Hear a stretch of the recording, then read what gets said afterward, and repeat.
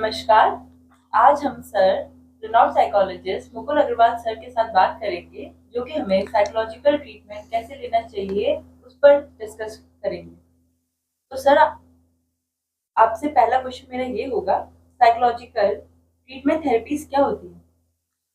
Psychological treatment therapies जिसमें आदमी की हम सोच बदलते हैं। कई बार हमारी सोच ऐसी होती है जिसे हमें लगता है कि वह सोच ठीक है, लेकिन एक्चुअली उसका जो कॉन्सिक्वेंस है, जो परिणाम है, वह हमारी लाइफ में नेगेटिव आ रहे होते हैं। तो हमें उस सोच को बदलने के लिए जिस थेरेपी की जरूरत पड़ती है उन्हें साइकोलॉजिकल थेरेपीज बोलते हैं, जैसे कि CBT, REBT, DBT।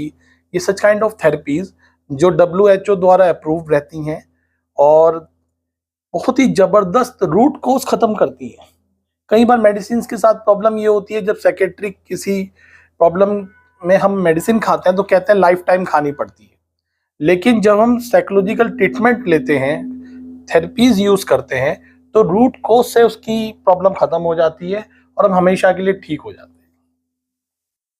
सर, दूसरा सवाल आपसे ये रहेगा कि क्या क्या रूल्स हमें फॉलो करने चाहिए एक थेरेपी लेते वक्त? थेरेपी लेते वक्त हमें जो रूल्स फॉलो करने चाहिए उसमें सबसे इम्पोर्टेंट रूल ये है कि ये पेट दर्द की तरह इलाज नहीं होता कि पेट में दर्द हुआ आपने एक गोली खा ली, आपको बुखार हुआ आपने एक गोली खाई, 3 खुराक, जरूरत ही नहीं पड़ी फेंक दी। ये इस तरीके से ट्रीटमेंट नहीं होता, ये कोर्स की तरह होता है। लगभग इसमें 3 से 6 महीने लगते ही लगते हैं। लेकिन कई बार हम ट्रीटमेंट इस तरह लेने जाते हैं, चलो एक बार जाके सेशन ले लेते हैं, क्या पता कोई चमत्कार हो जाए, कोई एक ऐसी छड़ी घूम जाए कि सारी हमारी नेगेटिविटी दूर हो जाएगी। यदि आप इस सोच के साथ ट्रीटमेंट लेने आ रहे हैं तो आपका ट्रीटमेंट संभव नहीं है, क्योंकि किसी की भी सोचने की आदत बदलने के लिए कम से कम 3 से 6 महीने, बहुत कम समय बता रहा हूं। सिगमंड फ्राइड जो साइकोलॉजी के फादर थे, वह कम से कम 10 साल बोलते थे कि किसी भी आदमी के पैटर्न को चेंज करने के लिए। लेकिन एडवांस जमाने में, फास्ट युग में भी कम से कम 3 से 6 महीने का पेशेंस रखना तो जरूरी है। लेकिन मैं कई बार क्लाइंट्स को देखता हूँ 1 या 2 सेशन के बाद ही वो सोचते हैं अब तो हमें समझ आ गया कैसे सोचना है, क्या करना है, और वहीं वो गलती कर देते हैं और अपने आप ही फिर अपनी काउंसलिंग करने लगते हैं या परिवार वाले काउंसलिंग करने लगते हैं और उसी हालत में पूरा जीवन भर जीते हैं। तो ये खराब तरीका लोग यूज करते हैं, तो टाइम का बड़ा ध्यान रखना है। तो मेरा तीसरा क्वेश्चन ये रहेगा आपसे, जैसे आपने पहले बोला कि ट्रीटमेंट में कम से कम 3 या 6 महीने कम से कम लगते हैं, तो इन ट्रीटमेंट में कितना समय और खर्च आता है और कैसे पेशेंट को उम्मीद नहीं छोड़नी चाहिए ये ट्रीटमेंट करवाते वक्त? देखिए, जो समय तो मैंने बता ही दिया, 3 से 6 महीने कम से कम समय रहेगा। और जहां तक खर्च की बात है, इसमें 1 हफ्ते में 1 सेशन होता है, और अगर आप खर्च की बात करेंगे, अगर फॉरेन कंट्री में बात करेंगे तो $500 फीस है, मतलब 40,000 रुपये आधे घंटे के। इंडिया की बात करेंगे तो यहाँ भी मेट्रोपॉलिटन जो सिटीज हैं वहाँ पर 6 से 10,000 रुपये पर सेशन फीस है। और अगर नॉर्मल आप सिटी की बात करेंगे वहाँ पे भी कम से कम आपको 800 रुपये से लेकर 1500 रुपये तक का रेट आपको लगेगा। तो ये आप माइंड सेट रखें कि इस हिसाब से आपका खर्चा आ सकता है। और जैसे कि मैं बता रहा हूँ, वीक में 1 सेशन होता है, तो अगर आप 3 महीने भी माने तो 12 सेशन होंगे, और यदि ऑन एन एवरेज आप 1000 भी फीस माने तो उस हिसाब से लगभग वही 10 से 12,000 रुपये। तो कम से कम इतना तो आप मान के चलें खर्चा इसमें आता है, और इसमें ज़्यादा भी आ सकता है, क्योंकि ये जो ट्रीटमेंट है ये सस्ता ट्रीटमेंट नहीं होता है, ये आपको बता दूँ। ये पेट के दर्द की तरह गोली खाई और वो ट्रीटमेंट ये बिल्कुल भी नहीं है। ये बहुत कॉस्टली ट्रीटमेंट होता है साइकोलॉजिकल ट्रीटमेंट, और फिर भी इंडिया में बहुत कम रेट पे अगर 10, 12, 15,000 रुपये आपके खर्च हो गए, अगर आपका ट्रीटमेंट हो रहा है तो सस्ता ही हो रहा है। कोई महंगा ट्रीटमेंट मत मानो, क्योंकि आप अब्रॉड जाएंगे तो वहाँ 40,000 रुपये की सेशन की फीस है। तो बस थोड़ा स्किल्ड साइकोलॉजिस्ट के पास जाएं जिससे कि सेशन कम लगे और जल्दी से आप रिकवर हो, ये चीज ध्यान रखने की है। लेकिन इतना खर्चा तो इसमें आएगा आपका। अगला क्वेश्चन मेरा ये होगा आपसे कि थेरेपी में उतार चढ़ाव आते रहते हैं, उस परिस्थिति में एक पेशेंट को क्या करना चाहिए? उतार चढ़ाव जब भी आए तो अपने साइकोलॉजिस्ट से बात करें। कई बार परिवार वालों से बात करते हैं जिन्हें इस फील्ड की नॉलेज नहीं है।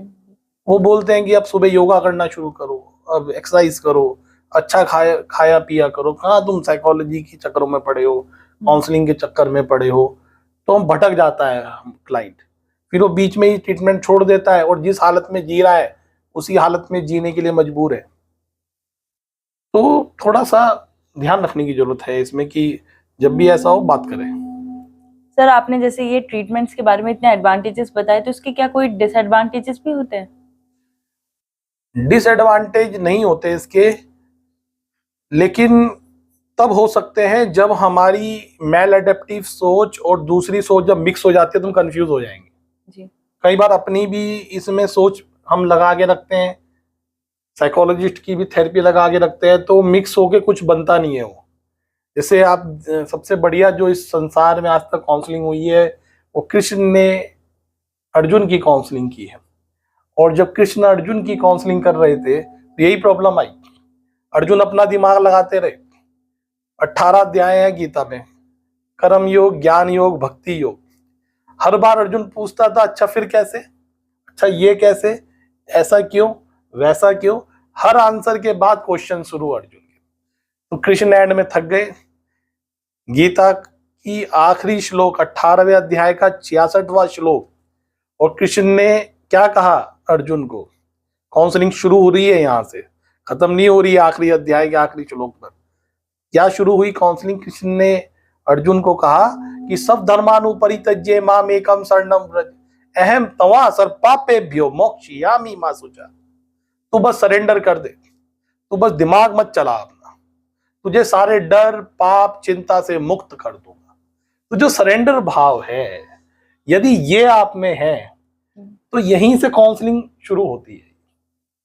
और जब आप अपनी मिक्सिंग करोगे, अब अर्जुन अपनी मिक्सिंग करता रहा तो क्या फायदा हो रहा था? जब कृष्ण जैसे काउंसलर अर्जुन को फायदा नहीं दे पा रहे तो नॉर्मल साइकोलॉजिस्ट काउंसलर की क्या बात है?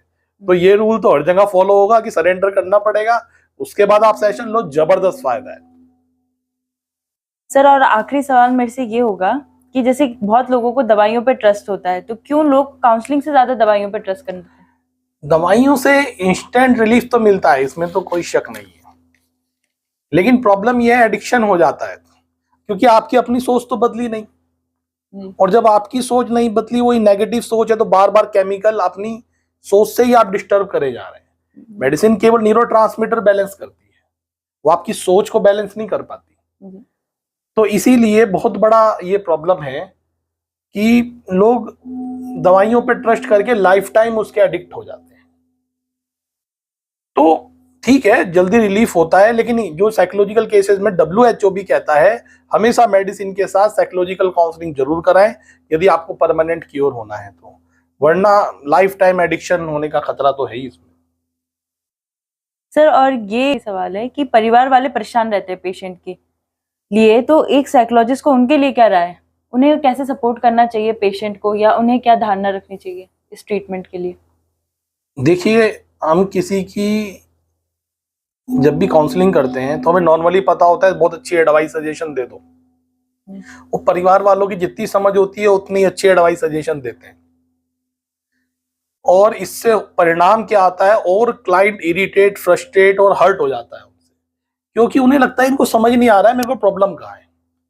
जब उसे ऐसा प्रॉब्लम लगता है कि समझ नहीं रहे हैं, तो जो बीमारी कम होने की जगह बढ़ जाती है। तो एक नॉर्मल कंडीशन में भी कोई एडवाइस सजेशन सुनना पसंद नहीं करता, लेकिन जब आपको पता चल जाए कोई इंसान डिप्रेशन में है, कोई साइकोलॉजिकल प्रॉब्लम में है, तो स्ट्रिक्टली किसी भी फैमिली मेंबर के लिए एडवाइस सजेशन बिल्कुल बैन है। कृपया ना करें, प्रॉब्लम खत्म होने की जगह और बढ़ जाएगी। उसकी जगह आपको किसी स्किल्ड साइकोलॉजिस्ट से जाके बात करनी है जो उस प्रॉब्लम को पूरी तरह समझते हैं, पूरी तरह जानते हैं क्या हो रहा है, और क्लाइंट भी समझ पाते हैं कि ये मेरे को समझ रहा है, उससे उन्हें फायदा होता है। तो हमेशा इस टाइप का जब भी समस्या आए, फैमिली वालों से यही निवेदन है कि अपनी एडवाइस सजेशन बंद करके किसी स्किल्ड साइकोलॉजिस्ट से बात करें, उससे आपका जो पेशेंट है वो जल्दी ठीक हो पाएगा। धन्यवाद सर, आपसे बात करके बहुत अच्छा लगा, और मैं उम्मीद करती हूँ कि लोगों को भी साइकोलॉजिकल ट्रीटमेंट कैसे लेते हैं उस बारे में अवेयरनेस आई होगी। धन्यवाद।